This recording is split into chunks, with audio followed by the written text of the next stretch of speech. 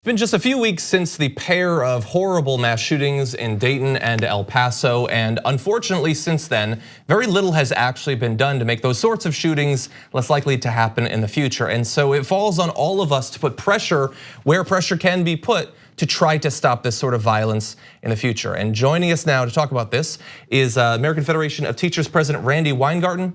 Welcome to the show. Thank you, John, and thank you for saying all that because I couldn't agree with you more. Thank you. I mean, at the end, thank you. No, it's if our current Senate would actually do something, we'd get something done right now. And could you imagine going back to school and having parents and kids and teachers feel like, oh my God, they did something, they got something done.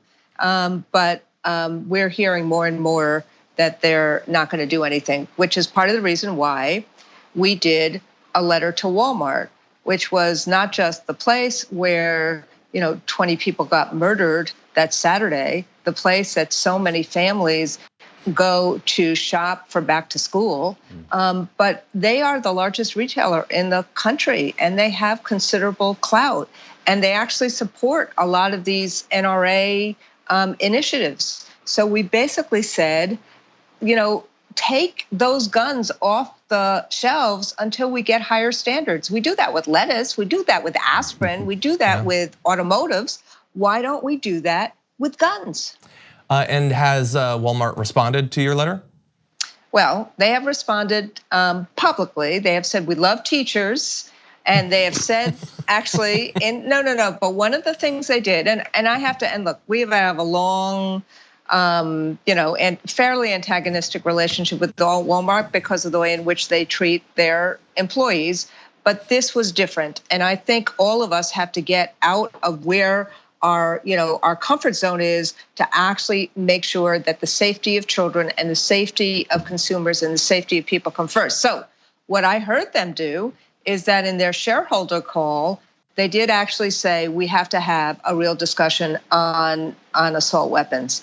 And we do in America. We should not have assault weapons on the streets. They belong in military fields. But what are they doing on the streets of America? In fact, hunters would tell you that if you use one of these weapons to hunt something, you're going to hurt the deer. You're going to hurt the what you're hunting, because it just completely kills what's inside of any of these animals. So we actually have a set of recommendations that we have sent to the Senate and to Senator Murray and Senator Alexander, who have asked for this, and to Walmart and to others. And where we may differ from some of our other friends and colleagues is, yes, we believe it is a mental health issue, but white supremacy is also a hating issue. And when you put guns in the hands of people who hate, you get the kind of things that we've gotten in El Paso, in the synagogue in Pittsburgh, in the mosque in New Zealand. And so at the end of the day, we need to do both. We need to deal with trauma, which people in El Paso are feeling right now. We need to deal with common sense gun laws, and we need to, deal with changing and having some mental health supports and some safety supports in schools. Randi, it's JR. I enjoy your optimism on what Walmart said they're going to do in their board meeting, and I guess we need to arrange it because I'm waiting until I see it. So they said they want to do something about it. And you said you have recommendations you're sending to Congress and Walmart.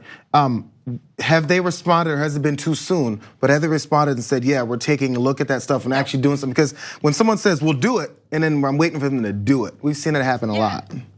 Look, JR, I totally agree with you. And, and what we will keep on doing is we'll keep on escalating the pressure on Walmart, as we'll keep on escalating the pressure everywhere else. But at the end of the day, what we need to do is that if Mitch McConnell refuses to move anything, or Donald Trump refuses to move anything, then you got to vote for people who are going to actually put the safety of kids first over the interest of the NRA. The NRA, all the NRA cares about is selling guns. That's what they care about. And, I respect hunters, I respect the Second Amendment, but I think the other amendments are also equally as important.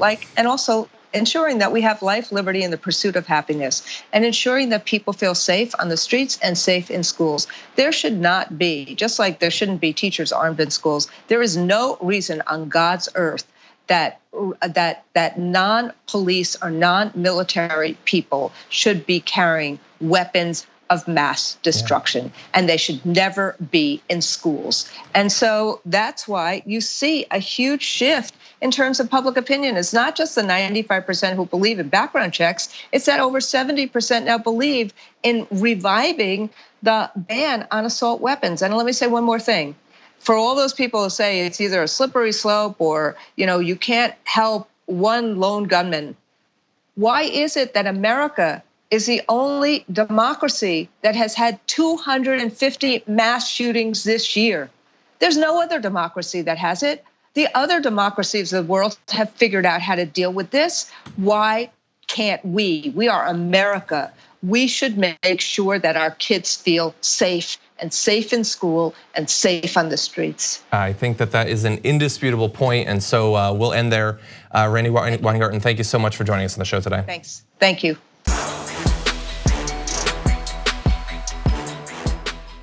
For more political news, breakdowns, interviews, stories of activism, and me trying my hardest to care about the occasional big celebrity news story, subscribe to our YouTube channel at youtube.com/The Damage Report. And you can ring the bell wherever it is so you don't miss anything.